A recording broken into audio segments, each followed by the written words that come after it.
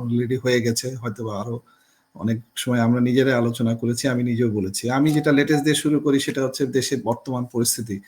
যদি বর্তমান পরিস্থিতি এখানে আমরা যে ৩ জনই আছি, ৩ জনই যেহেতু সেনাবাহিনীর প্রাক্তন অফিসার হিসেবে আছি, সেখানে আমাদের সবচেয়ে টাচি যে পয়েন্টটা সেটা হচ্ছে বিডিআর কার্নেজ। এটা হচ্ছে আমাদের ৩ জনেরই আমি স্বীকার করব যে এটা হচ্ছে আমাদের আন্দোলনের মানে আমাদের মনের থেকে যদি আমরা আজকে কথা বলি বা আমরা দেশের জন্য সবার সামনে আন্দোলনের হিসেবে এটাকে জয়েন করি, তাহলে সেই যে আন্দোলনটা হবে হচ্ছে বিডিআর। বিডিআর এর কমিশনের আমি সাক্ষ্য এবং সেই সাক্ষ্য দেওয়ার পরে আমার লাইফ থ্রেট বেড়ে যায়, যে কারণে আমি দেশ ত্যাগ করতে বাধ্য হই এই বছর 2025-এর জুলাইয়ের আগস্টের 29শে আগস্ট।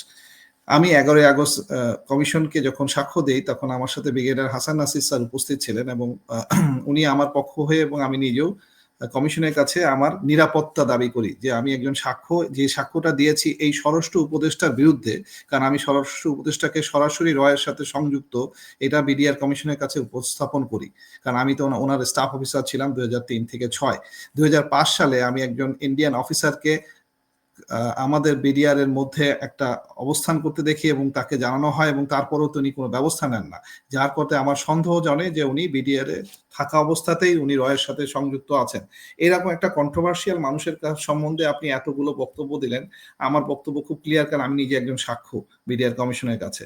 সেটা আমার 2 সিনিয়র আছেন, ওনারা ভালো বুঝবেন যে এরকম একটা সাক্ষ্য দেওয়ার পরে তার কাছ থেকে কি এক্সপেক্ট করা যায়।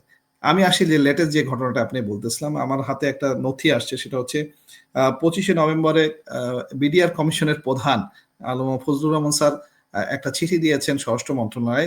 তারা বলেছেন যে তাদের বিডিআর কমিশনের মেয়াদ যেদিনকে শেষ হবে, তারপর থেকে তাদের নিরাপত্তার জন্য যে সকল একটা গানম্যান এবং গাড়ি এটা যেন প্রদান করা হয়।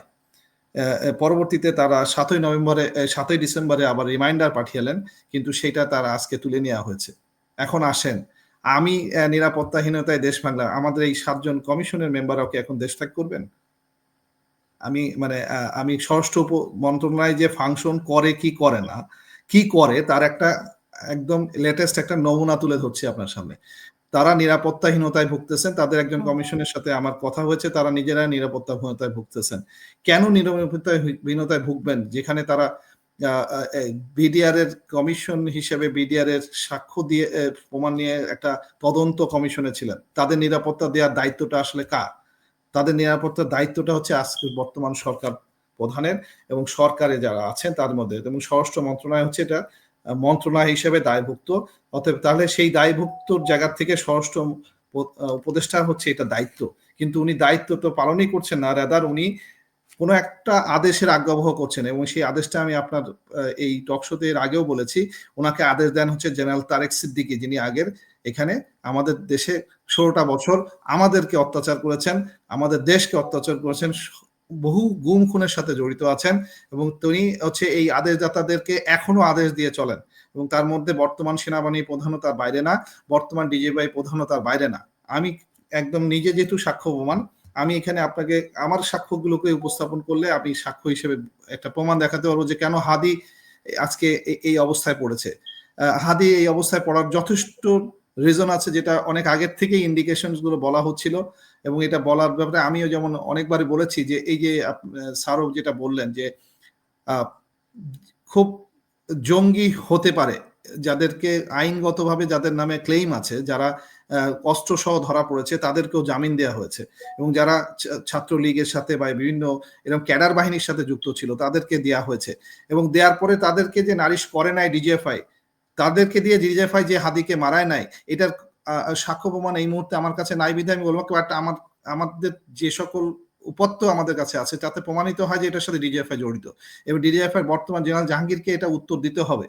উনি আমাকে যেমন 21শে মে একটা আমার দেশে একটা আমি টক শো করি, যেখানে জেনারেল জাহাঙ্গীরের 2014 সালে ন্যাশনাল আইডি কার্ডের সাথে সংযুক্ত থাকার বিষয়টা উপস্থাপন হওয়ার পরে আমাকে ডেকে নিয়ে যে থ্রেট করেন, তাহলে সেই লোক যে হাদিকে মারতে পারবেন না এটা আমি বিশ্বাস করব না।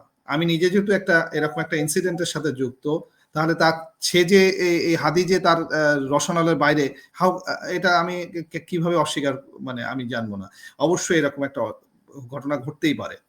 তার মানে হচ্ছে আমাদেরকে শুদ্ধি অভিযানটা যদি করতে হয় তাহলে আমাদেরকে প্রাতিষ্ঠানিক শুদ্ধি অভিযানটাকে আগে হাত দিতে দরকার ছিল, যেটা অনেক বছর ধরে আমরা কথা বলে আসতেছি সবাই। সেটা হচ্ছে এতগুলো সংস্কার হয়েছে, সেটা কিন্তু আমাদের সেনাবাহিনীর সংস্কার কমিশন গঠন হয় নাই, সংস্কারের আজ পর্যন্ত কোনো আলামতই নাই, কোনো সংস্কার তৈরি হয় নাই, কোনো সংস্কার হয় নাই।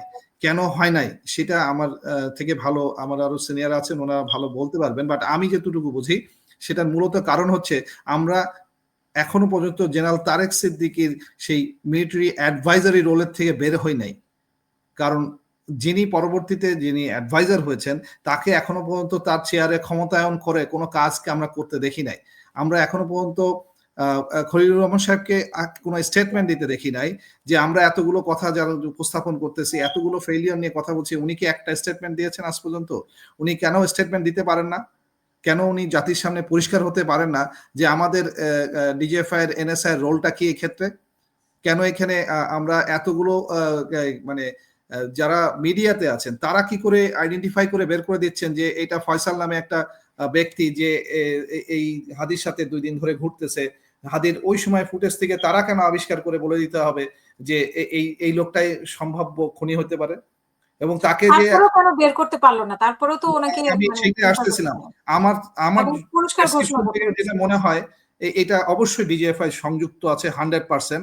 কারণ না হলে তাকে দেখা যাচ্ছে যে ডেফিনেটলি এটা দেখেন যে বর্ডারের বাইরে তাকে পার করে দেওয়া হয়েছে।